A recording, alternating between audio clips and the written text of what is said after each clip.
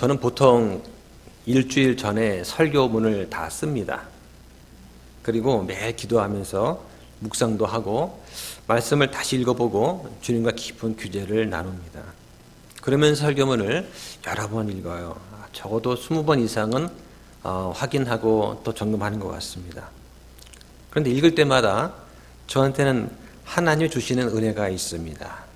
말씀에 깊이 들어가서 하나님과 교제하는 그 기쁨은 설교자가 아니면 아마 느끼기 어려울 것입니다. 특히 강의 설교를 하니까 설교할 게 정해져 있잖아요. 본문이. 그 말씀을 내가 먼저 충분히 읽고 이해하고 은혜 받고 그 은혜를 나눠주기 위해서 매일 저는 끙끙댑니다. 말씀을 준비하면서 저는 은혜가 되는데 성도한테도 은혜가 되었으면 하는 기대와 소망이 있습니다. 저는 그 일을 하면서 하루의 대부분을 보냅니다. 제가 많이 부족하기 때문에 이 성경을 연구하다 보면 하루 해가 금방 짧아요. 지난주에는 우리가 오후 시간에 교회에 가는 교육이 다 끝났습니다. 오늘부터는 로마서 강의를 하려고 합니다. 교회의 목적 3가지가 기억나십니까? 교회의 가장 큰 목적 3가지는 바른 교리를 가르치고 영과 진리로 경배하고 열심히 기도하는 것입니다. 그것을 위해서 우리가 강해 설교를 하고 성경 공부를 하고 전체 기도회를 매달 하고 우리 형제 자매의 특송도 합니다. 또 내일부터는 우리가 화평 아카데미도 시작을 합니다. 다음 달 4월 18일이면 우리 교회 창립일입니다. 아마 여러분한테는 뜻깊은 날일 것입니다. 그런데 저에게는 오늘이 더 뜻깊은 날입니다. 1년 전 오늘 5명의 운영위원들과 함께 모여서 처음으로 우리 화평침례교회를 하자고 협의한 날이 이맘때쯤입니다. 제가 교회를 여러분과 함께 시작을 하면서 왜 하나님께서 저를 이곳에 보내셨나 하는 것을 가끔 생각하게 됩니다. 저의 성품과 저의 기질, 또 제가 가진 어떤 직업적인 특성이라든가 신학원 공부를 마치고 대구에 파송이 되었던 일, 이런 모든 것들을 하나님께서 잘 아시기 때문에 또 제가 뭔가 도움이 될 수 있지 않을까 하는 생각에서 시작을 했습니다.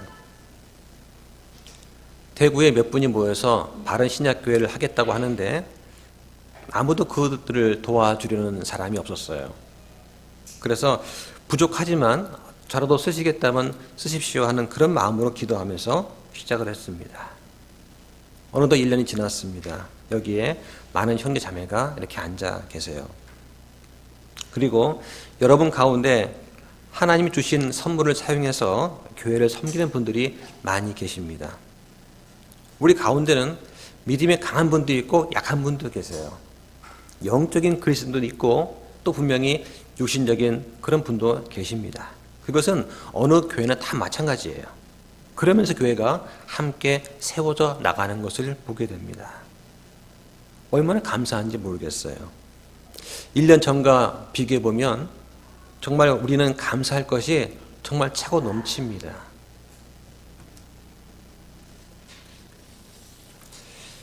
지난 시간에는 빌립보서 1장 19절부터 26절까지 말씀을 통해서 지금 바울처럼 우리가 어떻게 살 것인가, 또 바울처럼 살든지 죽든지 오직 그리스도를 존귀하게 하는 그런 삶을 살려면 우리가 어떻게 해야 되나 하는 말씀을 드렸습니다.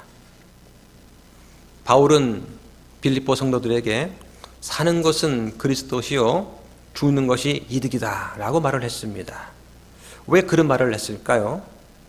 바울이 이 편지를 쓸 당시에는 로마 감옥에 갇힌 상태였습니다. 바울은 재판을 기다리고 있었고 그 재판 결과에 따라서 생사가 달라질 수도 있었어요. 바울은 지금 많이 지쳐 있습니다. 몸도 병이 들었고 기력이 예전 같지 않아요. 바울은 자신이 죽어서 그리스도와 함께 있게 된다면 정말 좋겠지만 살아서 주의 일을 한다면 그리스도의 복음을 전하고 그리스도의 몸된 교회를 세울 수만 있다면 그것도 좋겠다라고 말합니다. 나는 그리스도와 함께 십자가에 못 박혔으나 그럼에도 불구하고 사노라. 그러나 내가 아니요 그리스도께서 내 안에 사신다라고 말했습니다. 그러니까 살든지 죽든지 그리스도를 존귀하게 높일 수 있어야 하겠다. 그런 말을 바울은 하는 거예요. 예수님은 분명하게 우리에게 그렇게 할 수 있는 모든 이유와 동기를 주셨습니다. 주님의 사랑이 아니었다면, 주님의 희생과 섬김이 아니라면, 주님의 나를 죄 가운데서 구원하시지 않았다면 우리가 여기 모여서 하나님을 경배하고 찬양하고 그리스도를 높일 이유가 없습니다. 그래서 우리가 주를 위해 살고 그리스도를 존귀하게 높여드리자 하는 말씀을 드렸습니다. 오늘은 빌립보서 1장 27절부터 30절까지 말씀을 가지고 복음에 합당한 행실이라는 제목으로 말씀을 전하려고 합니다. 먼저 27절 말씀을 다시 한번 읽어보겠습니다. 오직 너희 행실을 그리스도의 복음에 합당하게 하라. 이것은 내가 가서 너희를 보든지 떠나 있든지 너희에 대한 일들 곧 너희가 한 영 안에 굳게 서서 복음의 믿음을 위해 한 마음으로 함께 싸우며 라고 했습니다. 여기 말씀 보면 행실이라는 단어가 나옵니다. 우리말 성경을 보면 명사처럼 보이지만 사실 이 부분은 동사입니다. 그리스어로 말하면 폴리튜오마이라고 합니다. 스트롱 코드는 4176번이고요. 영어 성경에 보면은 이 부분이 let your conversation be라고 나온 동사입니다. 17세기 당시에 이 말의 뜻은 시민으로서 행동하다는 뜻이에요. 우리 흠정역에는 너희 행실을 이렇게 하라 라고 번역이 되어 있습니다. 여기서 이 행실을 이렇게 하라 이 말은 사도행전에 나옵니다. 한번 찾아보겠습니다. 먼저 책갈피를 잘 꽂아 두시고요. 사도행전 23장 1절 말씀을 한번 같이 보겠습니다. 바울이 공회를 진지하게 바라보며 이르되 사람들아 형제들아 내가 이날까지 하나님 앞에서 전적으로 선한 양심을 가지고 살았노라 하니 했습니다. 여기 살았노라라는 그 말이 있죠. 이것이 바로 폴리튜오마이라고 하는 단어입니다. 영어로는 have lived라고 번역이 되어 있는데 어원은 같은 단어입니다. 그러면 동사 말고 명사는 어떤 뜻이 있느냐? 우리가 잘 알고 있는 말씀이 있거든요. 찾아보겠습니다. 좀 뒤로 가서 빌립보서 3장 20절 말씀입니다. 우리의 생활 방식은 하늘에 있으며 또한 거기로부터 오실 구원자 주 예수 그리스도를 우리가 기다리고 있는데 라고 하였죠. 여기 말하는 생활 방식 이 단어가 폴리투마라고 하는 명사형입니다. 이것은 영어로 conversation이라고 되어 있고요. 우리말로는 생활 방식이라고 번역이 되어 있습니다. 생활 방식은 성경에 딱 한 번 여기에만 나오는 단어입니다. 지금 빌립보에 사는 사람들한테 바울이 뭐라고 합니까? 시민으로서 행동하라고 말을 하는 거죠. 그런데 이 말이 이 빌립보 성도한테는 큰 의미로 다가왔어요. 빌립보라는 도시는 로마의 식민지였습니다. 거기에 사는 사람들은 로마에서 은퇴한 군인들이었습니다. 은퇴한 군인과 그 가족들에게 편안한 삶을 제공하기 위해서 만들어진 도시였습니다. 몸은 빌립보에 살고 있지만 신분은 로마인의 신분이었습니다. 아이들이 태어나면 로마 시민 목록에 등록이 되었습니다. 그들을 지배하고 다스리는 법은 빌립보의 것이 아니라 로마의 법이었습니다. 따라서 몸은 빌립보에 살고 있지만 그들에게는 로마의 시민으로서 행동하는 것이 요구가 되었습니다. 이것을 우리한테 적용해 보면 어떻겠습니까? 우리 몸은 이 땅에 살고 있지만 우리 신분은 하늘 왕국의 백성입니다. 우리는 이 땅에서 세상의 법을 따라 살고 있지 않습니다. 하늘 왕국의 법, 그리스도의 복음을 따라 사는 사람들이 바로 우리들입니다. 따라서 우리는 이 땅에서 살고 있지만 우리는 그리스도인답게 살아가는 것이 요구가 됩니다. 예전에 제가 평생학습관이라는 곳에서 강의를 한 적이 있었습니다. 연령대가 65세 이상 되는 분들만 모여서 영어 강의를 하는 곳이었는데요. 제가 그 3년 동안 강의하면서 전타임 마감을 했습니다. 그런데 그 65세 이상 된 그 어르신들한테 이름을 불러야 될 거 아니에요? 뭐 시키려면. 근데 영어 시간이니까 영어 닉네임을 줬어요. 문제가 없었습니다. 그런데 다른 강사들이 와서 고민을 털어놓는 거예요. 뭐라고 부르냐, 어르신들을. 우리는 영어 이름을 부른다 했더니 자기들은 가서 누구 어르신 그러면 내가 왜 어르신이냐, 나이 많지 않다. 그리고 아버님, 어머님 그러면 내가 왜 당신 아버님이냐 이렇게 따진다는 거예요. 그래서 이 호칭 때문에 무척 고민이 되었습니다. 그래서 그 담당자한테 가서 이제 물어봤죠. 공식적으로 뭐라고 불러야 됩니까? 했더니 그 담당자가 뭐라고 하냐면 선배 시민님이라고 부르라는 거예요. 전 처음 들었습니다. 선배 시민님이라뇨. 아무개 교육생님도 아니고 아무개 어르신도 안 되고 아버님, 어머님도 안 되고 오로지 누구누구 아무개 선배 시민님이라고 부르는 거라는 거죠. 그럼 왜 이렇게 부르냐? 그렇게 불러야 민원이 안 들어온다는 거예요. 바울은 지금 시민으로서 살아간다는 그 용어를 그리스도인의 삶에 적용하고 있습니다. 로마의 식민지에서 시민으로 살아가는 사람들에게 하늘 왕국의 시민으로서 살아가라고 지금 말하고 있는 것이죠. 다시 한번 빌립보서 3장 20절을 읽어보겠습니다. 우리의 생활 방식은 하늘에 있으며 또한 거기로부터 오실 구원자 주 예수 그리스도를 우리가 기다리고 있다고 합니다. 생활 방식이 어디 있다고 합니까? 하늘에 있다고 합니다. 그러니까 우리가 지금 땅에 살고 있어도 우리의 신분은 하늘 왕국의 시민답게 행동하라는 말입니다. 우리의 삶은 그리스도를 본받아서 사는 삶이죠. 우리의 삶은 구원자 주 예수 그리스도를 기다리는 삶입니다. 지금 육신의 장막을 입고 여기 살고 있지만 우리의 소망은 아버지 하나님과 함께 있게 되는 것입니다. 여기서 행실을 그리스도의 복음에 합당하게 하라 이 말은 복음에 합당하지 않는 행실도 있다는 말입니다. 그런 행실은 복음에 부끄러운 행동을 말합니다. 우리나라 사람이 외국에 나가서 무질서하고 잘못을 저질러서 뉴스에 나오면 우리는 부끄럽습니다. 작년에 오징어 게임하고 BTS가 외국에서 상당히 큰 인기를 끌었습니다. 그래서 여행객들이 오징어 게임 복장을 하고 길거리를 다니면 여기저기서 같이 사진 찍자고 모여든다고 합니다. 말 그대로 인싸가 되는 거죠. 그런데 중국의 올림픽이 끝났습니다. 그런데 중국에 대한 인식이 아주 나빠졌어요. 공정하지 못하고 자국의 이익을 위해서라면 반칙과 파렴치함을 부끄러워하지 않는 상태가 되었습니다.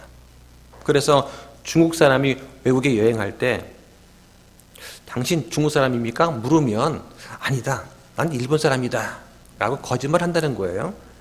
그런 유튜브 영상이 있다고 합니다. 그러면 복음에 합당한 삶이란 게 뭐냐? 바른 교리와 우리의 삶이 일치가 되는 삶입니다. 진리는 독단적이고 편협할 수밖에 없어요. 모든 것을 다 포용하면 진리일 수가 없는 것입니다. 예수님만이 유일한 길과 진리요 생명이 되시는 거죠. 예수님 외에는 다른 구원의 길이 없습니다. 그 예수님의 죽음이 내 죽음이 되어야 되는 것입니다. 예수님 믿는 삶은 고난의 삶이에요.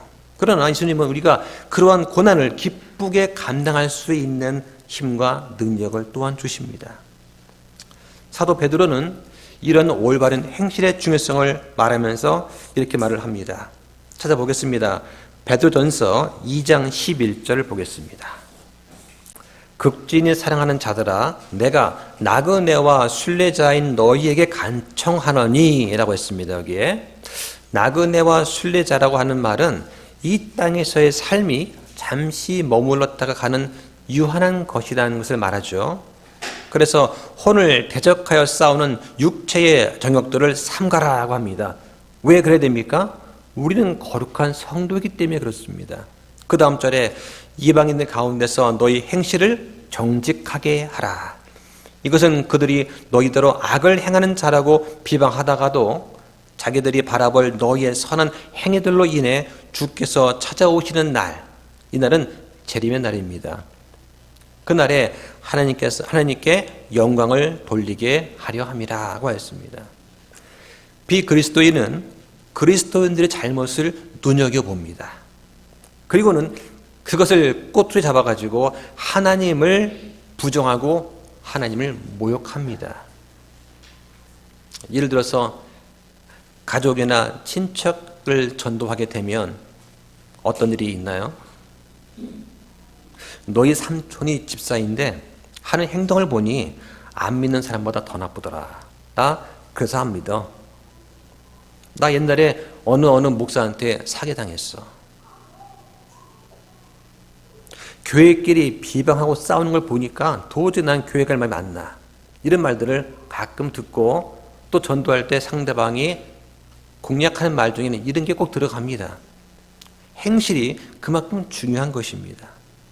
우리가 복음에 합당하게 걷지 않으면 결국은 복음에 부당하게 걷게 될 것입니다.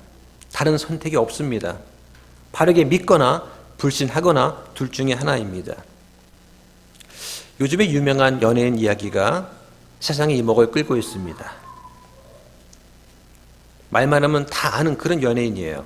자신은 구원받았다고 말을 하면서 그러나 구원은 취소가 될 수 있다고 또 말을 합니다. 성령이 소멸할 수 있다고 말합니다. 하나님께서 약속하신 완벽한 성경의 부전을 부정합니다. 환난 전 교회가 휴거가 되면 이 땅에 또다시 교회가 세워지게 된다고 말을 합니다. 이렇게 성경과 다른 이단 교리를 퍼뜨리고 있는데 그 사람이 유명한 사람이기 때문에 파급력이 더 큽니다. 특히 젊은 층한테 심해요. 한번 거짓말이 전파되면 그것도 영향력 있는 사람이 전파를 하게 되면 진실이 판명되기까지는 많은 시간과 어려움이 생깁니다. 그 연예인이 말하는 거짓 교리를 또 소위 목사라고 하는 사람이 부추기고 있어요. 이런 것은 아니면 말고라는 식의 무책임 행동을 넘어서는 것입니다. 하나님께 죄가 되는 것입니다. 하나님께서 간섭하시고 바르게 인도하시기를 원합니다. 27절 하반절에 가면 내가 가서 너희를 보든지 떠나 있든지 라고 바울이 말을 합니다. 바울은 빌립보 사람들의 믿음이 환경에 따라 좌우되는 믿음이 되지 않기를 바랍니다. 환경에 좌우되는 믿음이 뭐냐? 말 그대로 환경에 따라서 믿음이 생겼다가 흔들리고 하는 것을 말하죠. 예를 들면 가정과 직장과 사업이 잘 되고 흥황하면 믿음이 유지되었다가 자녀가 속을 썩이거나 부모님이 병들었거나 직장에서 해고되거나 사업이 부도가 나면 과연 하나님이 계신가 하면서 믿음이 흔들리는 것을 말합니다. 작년까지는 교회 열심히 다니다가 올해는 절에 다니는 사람도 보았습니다. 왜 절로 가셨습니까? 물었더니 가족들이 아프고 하는 일마다 안 되더라. 그래서 한번 절로 가봤다라고 하는 거죠. 그런 사람 의외로 많습니다.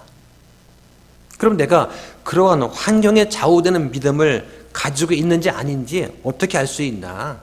단편적인 예를 들면 다른 사람이 볼 때는 열심히 기도를 합니다. 근데 집에 혼자 있을 때는 기도를 전혀 하지 않는 사람이 그럴 수 있어요. 교회에서는 성경을 펴고 공부를 합니다. 집에서는 성경을 전혀 읽지를 않습니다. 말씀을 읽지 않는데 기도가 나올 리가 없지요. 또 아버지 하나님과 예수 그리스도에 대한 친밀감과 신뢰가 결여되었을 때 그럴 수 있습니다. 어려움에 처한 형제를 보고 함께 하나님을 의지하면서 기도하면서 방법을 찾아봅시다. 이렇게 권면을 해야 마땅한 것인데 하나님보다 내 경험과 세상적인 해결책을 먼저 구하면서 이것대로 해보자 라고 권하는 것은 그것은 결코 그리스도인답지 않은 행동이 되겠습니다. 이 빌립보 사람들에 대한 바울의 소망은 시민처럼 행동하고 하늘 왕국의 백성답게 행동하되 그것을 바울이 있을 때뿐만 아니라 없을 때도 행하는 것이었습니다. 우리 행동도 다른 그리스도인이 보든 보지 않든 간에, 형제 자매가 보든 보지 않든 간에 오직 그리스도 앞에서 하듯 해야 합니다. 죄를 어떻게 짓게 되나요? 우리가 죄를 짓는 과정을 한번 잘 보면 죄가 떠올랐을 때 그 죄를 떨쳐버리지 못하고 그 죄를 마음에 품게 됩니다. 그러면 죄가 되는 거죠. 예를 들어서 내 마음속에 시기와 질투가 날 때, 비방하고 싶을 때 어떻습니까? 그 마음속에 그러한 죄가 생각이 나면 어떻게 해야 돼요? 빨리 예수님 앞으로 가져가야 돼요. 예수님, 내 마음속에 지금 이런 마음이 있습니다. 어떻게 될까요? 라고 하나님께 고백을 해야 됩니다. 그러면 그게 치유가 되거든요. 그래서 만약 그러한 것들이 예수님 앞에서 할 수 있는 것이라면 다른 형제 자매들 앞에서 해도 됩니다. 그러나 예수님 앞에서 하기 부끄러운 것이라면 절대로 다른 사람들 앞에서 하면 안 되는 것입니다. 어느 무명 시인의 짧은 시가 있습니다. 영시인데 제가 번역을 했어요. 영시는 이제 뒤에 운율이 붙습니다.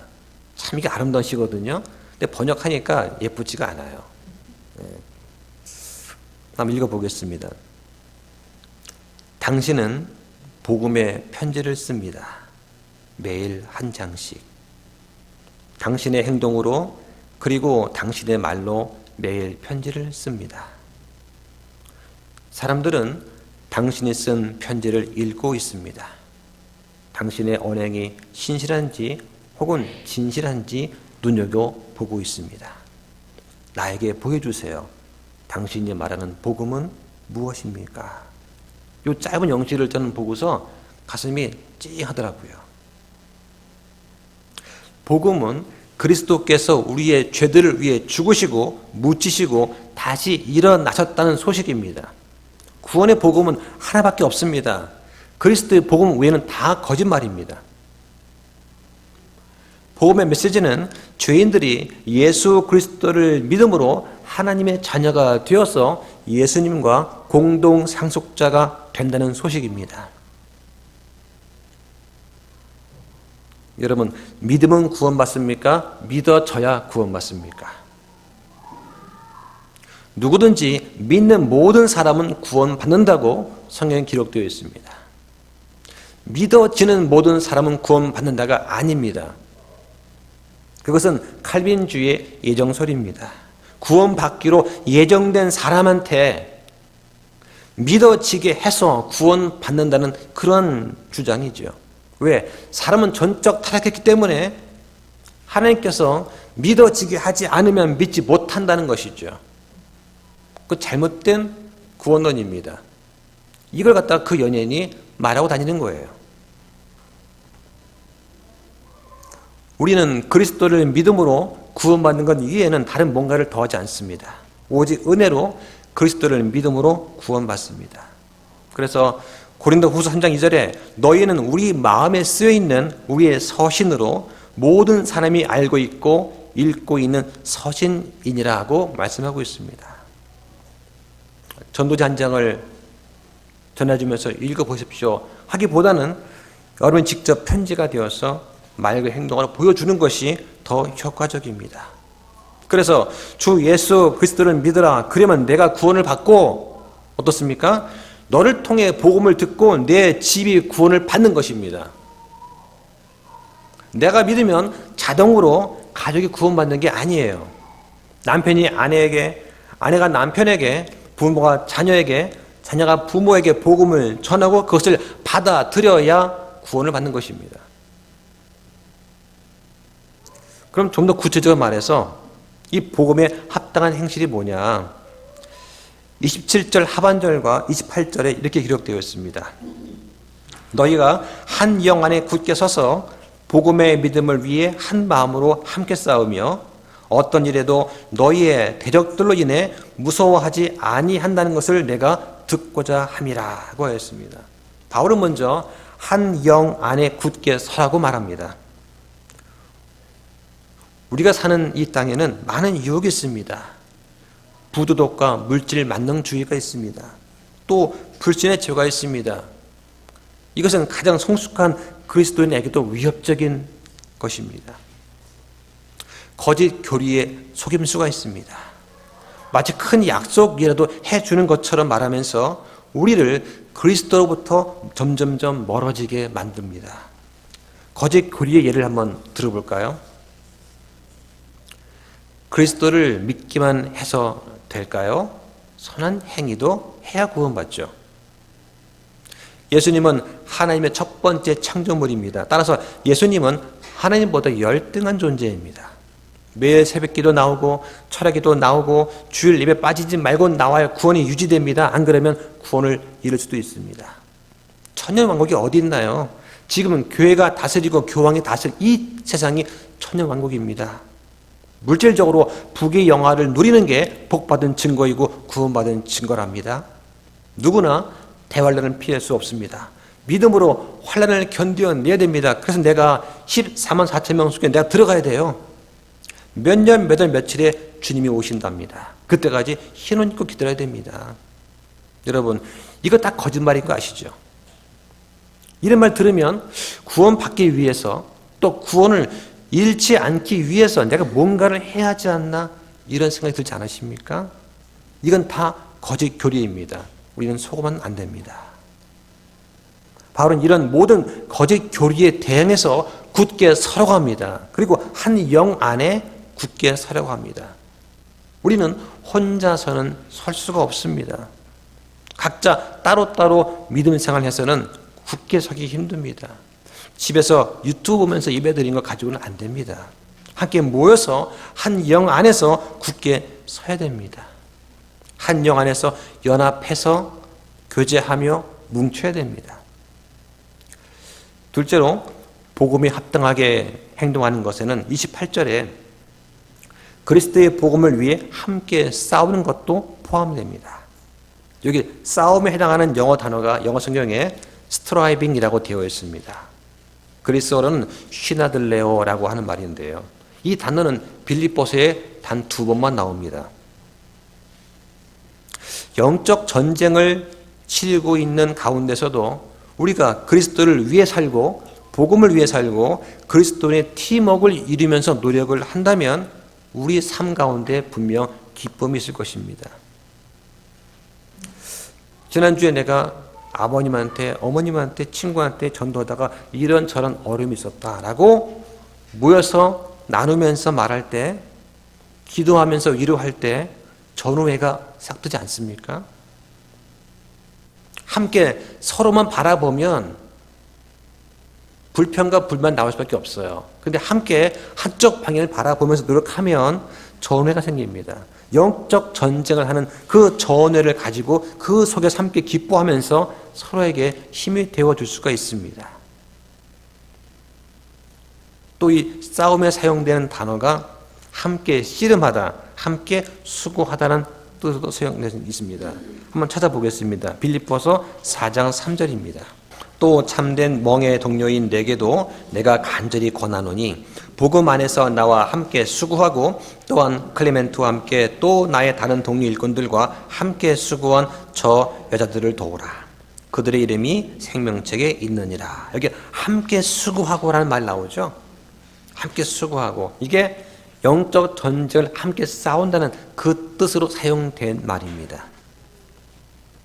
함께 수고하는 것은 이 복음의 믿음을 위해서 다른 그리스도인과 함께 행동하는 것을 말합니다. 이것이 그리스도인의 팀워크입니다. 다른 그리스도인과 함께 싸우고 함께 수고하는 그런 행동이 뭐가 있습니까? 함께 찬양하는 것, 함께 전도를 나가는 것, 함께 성경 공부하는 것, 함께 기도하고 함께 예배하고 함께 함께 주방 일을 돕는 것들, 이런 것들이 함께 수고하는 것입니다. 이런 것들을 함께 해야 됩니다. 내가 다른 형제들과 하나가 되려면 어떻게 하면 되나요? 교회에서 회중과 같은 생각, 같은 믿음, 같은 관심을 가지고서 친밀하게 교제할 필요가 있습니다. 그래야 서로를 잘 이해할 수가 있어요. 일단은 먼저 서로 믿는 교리가 같아야 됩니다. 한쪽에서는 나는 은혜로 구원받는다 말을 하는데 저쪽에서는 아니야, 난 행위로 구원받는다 생각해 하면 교제가 안 되잖아요.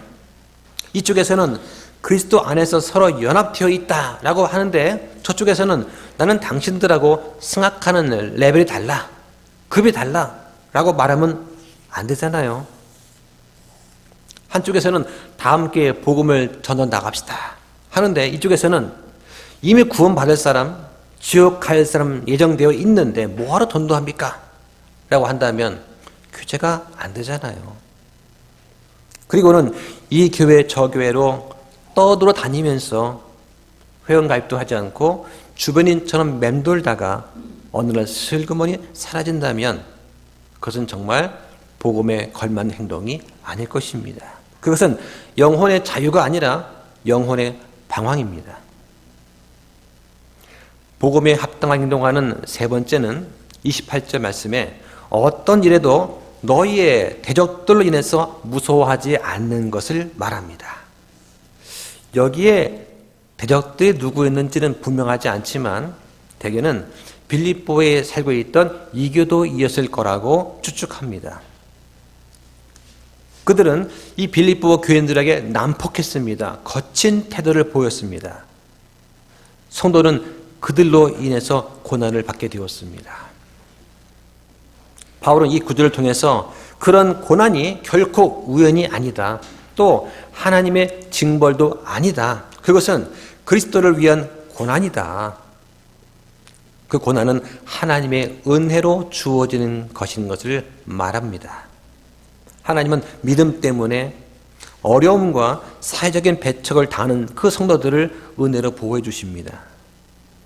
이렇게 복음의 믿음에 합당하게 걷는 그리스도인은 자신을 조롱하거나 박해하는 사람들을 무서워하지 않게 됩니다. 그러면 신약에서 이 두려움에 관한 구절을 몇 가지 한번 찾아보겠습니다. 이 두려움의 대상에는 여러 가지가 있어요. 먼저는 로마서 8장 15절입니다. 한번 찾아보시죠.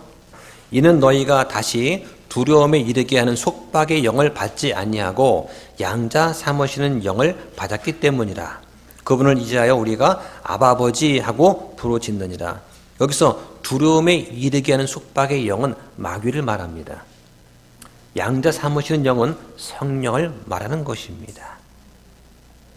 자, 들어갑니다. 빌립보서 1장 14절입니다. 빌립보서 1장 14절. 주 안에 있는 형제들 중에 많은 이들이 내가 결박된 것으로 말미암아 확신을 갖게 되어 두려움 없이 더욱더 담대하게 말씀을 말하게 되었느니라. 여기서 말하는 두려움은 의기소침이 있거나 비겁한 상태를 말하는 것입니다. 그 다음 뒤로 가서 디모데후서 1장 7절입니다. 이는 하나님께서는 우리에게 두려움의 영을 주지 아니하시고, 여기서 이 두려움의 영, 이것도 의기소침에 있거나 비겁한 상태를 말하는 것입니다. 그 다음에 히브리서 12장 28절을 보겠습니다. 그러므로 우리가 움직일 수 없는 왕국을 받고 있으니 은혜를 소유하자. 이 은혜에 의거하여 우리가 공경하는 마음과 하나님께 속한 두려움을 가지고 받으실 만하게 하나님을 섬길지니. 여기서 말한 은혜는 어떤 은혜냐? 은혜는 하나님을 섬길 수 있는 은혜를 말하는 거예요. 그리고 여기서 나오는 두려움은 뭐냐? 이 두려움은 하나님께 속한 두려움, 즉 하나님의 임재하심에 대한 두려움을 말하는 거예요. 또 보겠습니다. 뒤로 가서 베드로전서 1장 17절입니다. 사람들을 외모로 판단하지 아니하시고, 여기서 외모는 사람의 지위라든가 부귀라든가 학식이라든가 권세, 또 옷 모양 같은 것을 말하는 건데요. 사람들을 외모로 판단하지 아니하시고 각 사람의 행위대로 심판하시는 아버지를 너희가 부르며 간구하거든 너희가 여기에 체류할 동안 두려움 가운데 지내라. 이 두려움도 하나님의 임재하심에 대한 두려움을 말합니다. 좀 뒤에 넘어가서요. 3장 2절 보시죠. 3장 2절. 두려움이 동반된 너희의 정숙한 행실을 그들이 눈여겨보느니라. 이때 두려움도 하나님의 임재를 말하는 것입니다. 하나만 더 보겠습니다. 요한 1서 4장 18절입니다. 사랑에는 결코 두려움이 없고 라고 되어 있습니다. 여기서 말한 두려움은 지옥에 대한 두려움을 말하는 거예요. 완전한 사랑은 두려움을 내쫓나니 이는 두려움에 고통이 있기 때문이라. 이 고통은 뭐냐? 하나님의 정죄에 대한 고통입니다. 하나님과의 사랑을 방해하는 것, 하나님과 분리되는 그런 고통을 말합니다. 그래서 두려워하는 자는 사랑면에서 완전하게 되지 못하였느니라. 두려워하는 자, 믿음이 없는 사람이 지옥에 대한 두려움을 갖는 것이죠. 그 사람은 사랑면에서 완전하게 되지 못했다고 말합니다. 이것이 지금 신약에서 말하는 두려움에 대한 용례가 되겠습니다. 세상은 이렇게 두려움을 갖지 않는 사람들, 두려움이 없는 사람들을 뭐라고 부릅니까? 예수에 미쳤다고 합니다. 그 사람을 우리가 예수쟁이다 이렇게 부르죠. 이 말은 성경과 하나님 믿지 않는 어리석은 세상 사람들이 믿는 사람들을 보고 조롱하는 말입니다. 예수님도 그러한 조롱을 받으셨습니다. 당연히 우리도 그런 조롱을 받아야 합니다. 여러분을 대적하는 그러한 자들을 절대로 무서워하지 마시기 바랍니다. 그러한 용기는 우리가 구원받은 증거라고 말합니다. 그래서 마태복음 5장 10절에 보면 의로 인해 핍박받는 자들은 복이 있나니 하늘의 왕국이 그들의 것이기 때문이라. 그 뒤에 나로 인해 사람들이 너희를 모욕하고 핍박하며 너희를 대적하여 거짓으로 온갖 종류의 악한 것을 말할 때 너에게 복이 있나니 기뻐하고 크게 즐거워하라고 말합니다. 그러면 어떻게 됩니까? 하늘에서 너희 보상이 크다고 말합니다. 이 보상이라고 하는 것은 구원의 큰 기쁨을 말하는 거예요. 하느님과 함께 하는 것 자체가 보상입니다. 그 자체가 기쁨이지요. 다시 본문 돌아가겠습니다. 빌립보서 1장 28절로 돌아가겠습니다. 여기서 대적들을 무서워하지 않는 것이 이 대적들에게는 멸망의 명백한 증거요 너희에게는 구원의 증표라고 말을 합니다.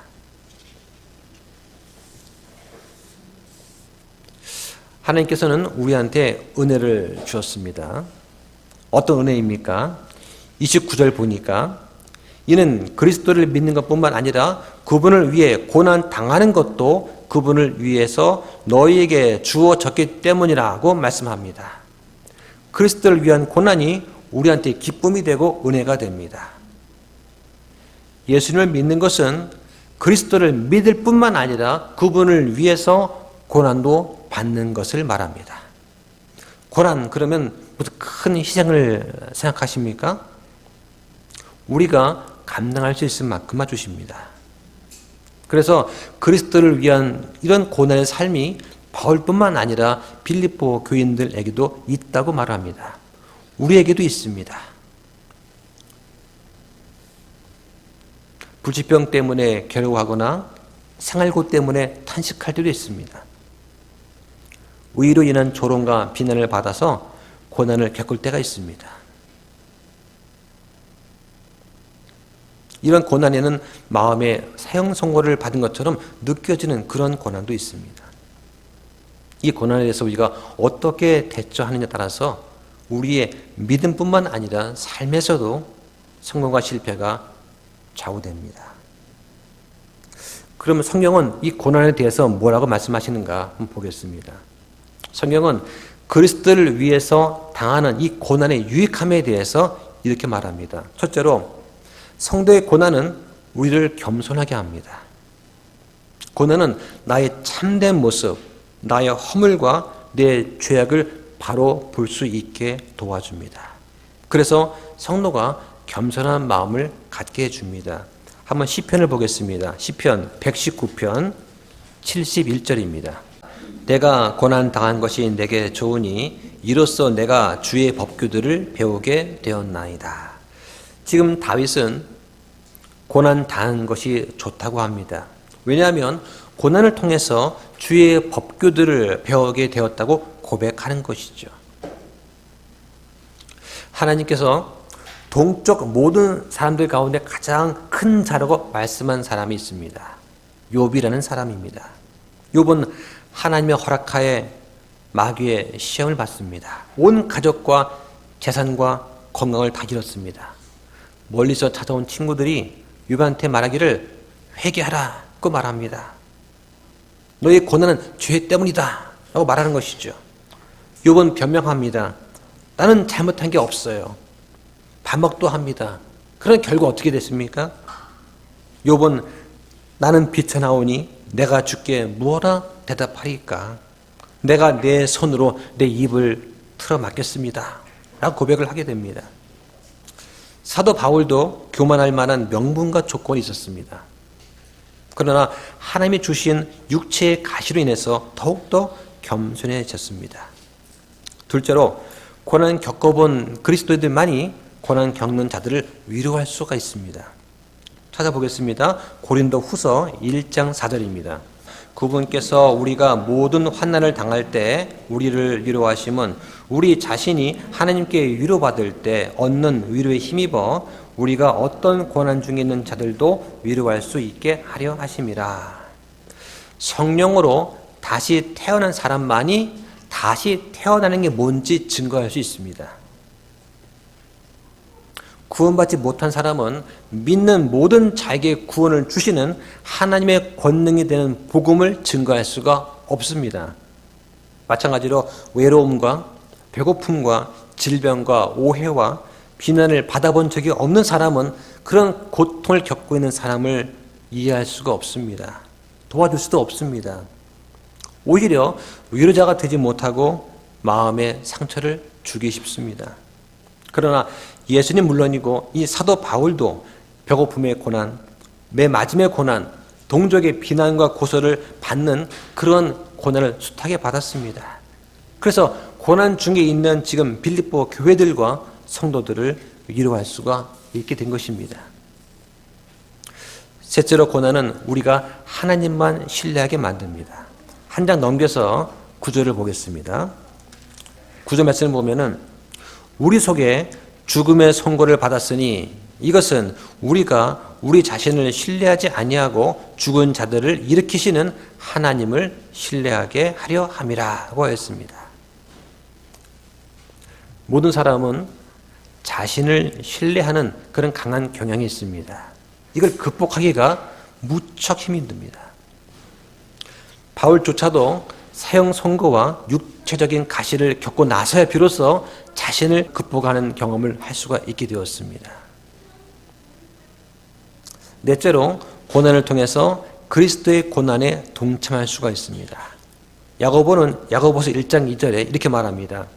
내 형제들아 너희가 여러 가지 시험에 빠질 때에 그것을 다 기쁨으로 여기라고 하였습니다. 예수님께서도 나로 인해 사람들이 너희를 모욕하고 핍박하며 너희를 대적하고 거짓으로 온갖 종류의 악한 것을 말할 때 너에게 복이 있나니 기뻐하고 크게 즐거워하라고 말씀하셨습니다. 또한 바울은 그리스도의 몸인 교회를 위해서 고난을 자기 몸에 채우기를 원했습니다. 마지막으로 빌립보서 1장 30절 말씀을 보겠습니다. 1장 30절에 너희가 내 안에서 보았고 지금도 내 안에 있다고 듣고 있는 그 동일한 싸움이 너에게도 있느니라고 말합니다. 바울은 지금 빌립보 사람들한테 자신과 동일한 싸움을 싸고 있다고 말합니다. 동일한 싸움, 즉 하나님을 대적하는 자들과의 영적인 투쟁을 말합니다. 사도행전 16장에 보면 바울이 빌립보에서 전도할 때 박해가 있었습니다. 점치는 영에게 사로잡힌 여종을 치유해 주었습니다. 그러니까 그 주인이 자기의 이득이 사라진 것을 보고 바울 일행을 고소했습니다. 그래서 바울 일행이 빌립보 감옥에 갇히는 그런 일이 있었죠. 그리스도를 위해서 고난 받는 것이 우리의 운명이라면 기억하십시오. 그것은 특권입니다. 우리는 이 사도 바울 같은 그러한 태도를 가져야 됩니다. 어떤 태도냐? 찾아보겠습니다. 사도행전 5장 41절입니다. 사도행전 5장 41절. 그들은 자기들이 그분의 이름을 위해 수치당하는 일에 합당한 자로 여겨진 것을 기뻐하면서 공회 앞을 떠나 날마다 성전과 각 집에서 예수 그리스도를 가르치고 선포하는 것을 그치지 아니하더라. 여러분, 예수님 때문에 모욕을 받으십니까? 기뻐하시기 바랍니다.